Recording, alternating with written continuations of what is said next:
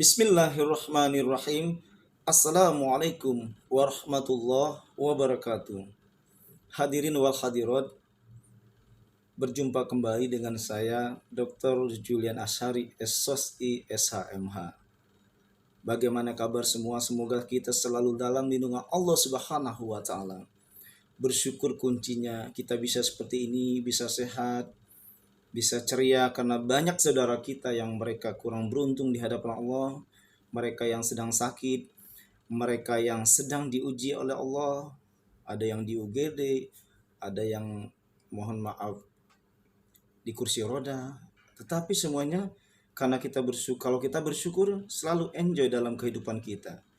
Insya Allah orang-orang yang selalu tidak berkeluh kesah akan mendapatkan ganjaran surga dari Allah Subhanahu wa taala. Di kala sakit pun kita berdoa, kita bersyukur kepada Allah, digugurkan dosa-dosa kita kalau orang-orang yang sedang sakit. Apabila dia tidak patah hati, dia tidak putus asa. Allah itu maha pengasih dan maha penyayang.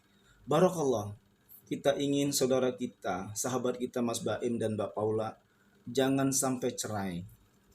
Kalau bisa, bertahan demi keluarga, pertahankan keutuhan keluarga. Kenapa? Karena sahabat-sahabat tercinta sayang kepada Mas Baim dan Mbak Paula. Sahabat-sahabat semua senang melihat Mas Baim dan Mbak Paula untuk bersatu, selalu bersatu. Di tahun 2025 ini tetap menjadi orang-orang yang sangat dirindukan oleh Allah Subhanahu wa taala. Hadirin yang berbahagia, kenapa kita harus saling mensupport, saling memberikan dukungan moral, dukungan spiritual kepada saudara-saudara kita yang sedang diuji oleh Allah Subhanahu wa taala. Karena itu sudah kewajiban kita selaku umat Islam untuk selalu berdoa, selalu memberikan motivasi yang baik kepada saudara-saudara kita yang membutuhkan. Sebagaimana Allah telah berfirman bahwa Allah itu sangat membenci perceraian. Allah sangat membenci pertikaian. Allah telah berfirman di dalam surat Ali Imran, Bismillahirrahmanirrahim, wa'tasimu bihablillahi jami'an wa la tafarraqu. Berpegang teguhlah kamu kepada tali agama Allah, janganlah kamu bercerai-berai. Itu ayatnya sudah jelas. Wa'tasimu bihablillahi jami'an wa la tafarraqu. Selalu berpegang teguh kamu kepada tali agama Allah. Jangan kamu berpisah, jangan kamu bertikai. Kalau ada segala sesuatu yang tidak pas, yang kurang baik, atau menurut kita tidak menerima, nah kita harus bisa memahami karakter orang. Harus bisa memberikan pemahaman yang lebih baik. Karena Rasulullah itu tidak pernah marah. Beda dengan manusia sekarang ini sedikit marah, ya, sedikit memaki orang. Nah itulah kelalaian manusia yang ada pada saat ini. Kalau Rasulullah tidak pernah marah, karena manusia sedikit marah, sedikit membuka aib dan seterusnya. Sudah jelas dengan firman Allah Subhanahu wa taala bahwa kita dilarang untuk bercerai, dilarang untuk bertikai. Adapun sesuatu yang harus disampaikan, sampaikanlah dengan bijak dan baik. Sampaikan dengan bijaksana. Ud'u ila sabili rabbil hikmah, bahwa sampaikanlah segala sesuatu itu dengan hikmah, penuh kebijaksanaan, penuh etika dan sopan santun. Dan Allah itu sangat ada, ini hadirin wal hadirat dimanapun berada. Ada perbuatan-perbuatan yang dibenci oleh Allah Subhanahu wa taala. Yang pertama jelas syirik, ya. Bahwa dosa syirik itu tidak ada ampunannya. Juara satu peringkat utama itu dosa syirik. Di antara dosa-dosa yang lainnya, ya. Ada dosa yang lain, pokoknya syirik itu lebih, dosa syirik itu enggak ada ampunannya. Ya. Dari mungkin tindak-tindak kejahatan yang lainnya. Maka dari itu kita jangan sekali-kali mempersekutukan Allah Subhanahu wa taala. Dilarang kita untuk percaya kepada selain Allah. Kita harus percaya kepada Allah Subhanahu wa taala. Itu dosa syirik, ya. Ingat, misalnya kita tidak boleh percaya kepada manusia, percaya kepada hari, percaya kepada dukun, percaya kepada keramat. Nah, itu syirik. Nah, orang-orang yang melakukan hal itu adalah orang-orang yang menjadi penghuni neraka pertama kali. Itu dosa syirik, nggak ada ampunannya. Nah, yang kedua perbuatan yang dibenci oleh Allah Subhanahu wa taala, riba. Orang-orang yang melakukan kegiatan rentenir, bank berjalan seperti itu. Kenapa dibenci dan dilaknat oleh Allah? Karena riba itu menyengsarakan saudaranya butuh uang, ya dalam keadaan kritis, dalam keadaan terjepit, suasana kondisi perekonomiannya yang lagi benar-benar dalam keadaan kekurangan, sangat kekurangan, dalam keadaan menderita, tetapi kita bungakan uangnya. Nah, ini juga orang-orang melakukan kegiatan riba itu adalah menjadi penghuni nerakanya Allah. Ya. Nah, selanjutnya itu ada termasuk ini cerai kawin itu ya. Mohon maaf apabila saudara kita ada yang mengalami misalnya perceraian, perkawinan, Allah tidak suka. Tetapi ada kriteria tertentu yang diperbolehkan untuk bercerai. Misalnya istrinya diperlakukan dengan secara kasar, dipukulin bertahun-tahun, memar, istrinya selalu dipukul, ditonjok, diancam untuk dibunuh, itu nggak apa-apa, itu langsung di ACC itu sama pengadilan daripada mati kan, urus cerai saja. Itu ada kriteria-kriteria tertentu. Dan di dalam ajaran agama Islam itu lebih baik cerai daripada ya nyawa kita hilang. Jadi orang tua itu melahirkan, membesarkan anak, ya terutama anak perempuan yang selalu kadang-kadang kejadian tuh kaum perempuan yang jadi korban. Bukan untuk orang tua melahirkan anak perempuan itu bukan untuk dipukuli, bukan untuk dianiaya, bukan untuk jadi bal-balan.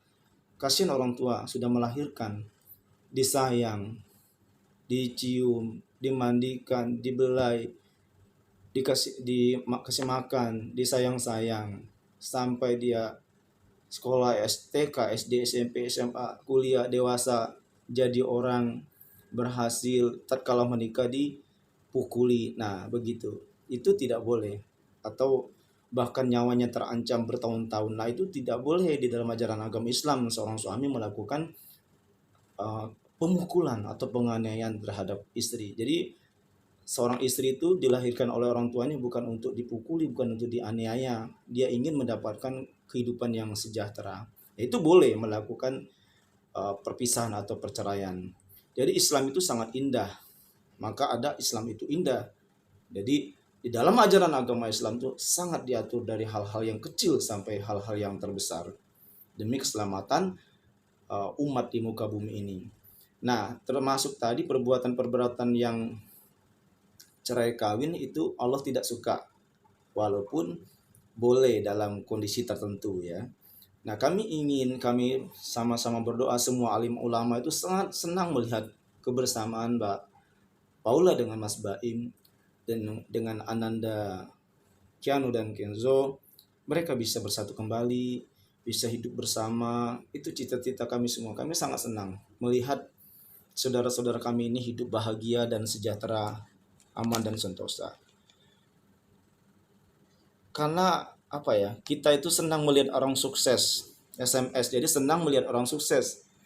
Bukan kita susah melihat orang sukses, enggak. Semua sahabat-sahabat yang ada di negeri ini senang melihat Mas Baim dan Mbak Paula apabila bersatu kembali dengan kejadian kepergian ayah. Ternyata teruji, Mbak Paula datang dengan baik, memberikan doa support yang sangat luar biasa, sekaligus bisa ketemu putra kesayangannya. Kita melihat aja menangis, kita melihat aja sangat simpatik ya. Ya Allah, luar biasa nih kehidupannya, ketulusannya hati Mbak Paula dan Mas Baim, saling memaafkan. Begitu juga bisa ketemu anak-anak dan para sahabat-sahabat juga kaget dan senang melihat kebaikan keluarga ini. Maka dari itu, Mas Baim dan Mbak Paula, tiada manusia yang sempurna kecuali Allah. Kita semua dalam keadaan kekurangan. Manusia itu adalah makhluk lemah, tidak berdaya apa-apa. Tidak ada manusia yang tidak berbuat dosa. Tapi tenang, tidak ada kata-kata terlambat, bahwa Allah itu selalu menerima taubat manusia. Innahu kana tawwaba. Sesungguhnya Allah menerima taubat manusia, dan kita tidak boleh berpaling dari rahmat Allah. Selagi ada waktu, selagi ada kesempatan, kejarlah suatu kesuksesan. Dan Allah tidak suka melihat orang-orang yang selalu berkeluh kesah, selalu mengeluh, tidak mau berusaha. Jadi kita hidup ini semua penuh rintangan, penuh kerikil yang tajam. Ada ya kerikil yang sedang-sedang saja, ada kerikil yang sangat tajam. Tetapi semuanya itu adalah Allah menguji iman kita. Bisakah kita melewati semua ini? Terkadang kalau orang tidak beriman, dengan mengalami suatu kegagalan, mengalami problema yang sangat dahsyat, seseorang bisa menjadi hancur, tidak mau beriman, menganggap Allah itu tidak adil. Itu bagi orang-orang yang munafik. Maka dari itu, segeralah kita untuk mencari lembaran baru. Marilah kita buka lembaran baru di tahun 2025 ini. Kami semua mendoakan, alim ulama mendoakan Mas Baim dan Mbak Paula bisa hidup bersatu kembali, bisa hidup seperti selama ini sedia kala, rukun, damai, dan sama-sama mendoakan orang tua ayahanda yang tercinta.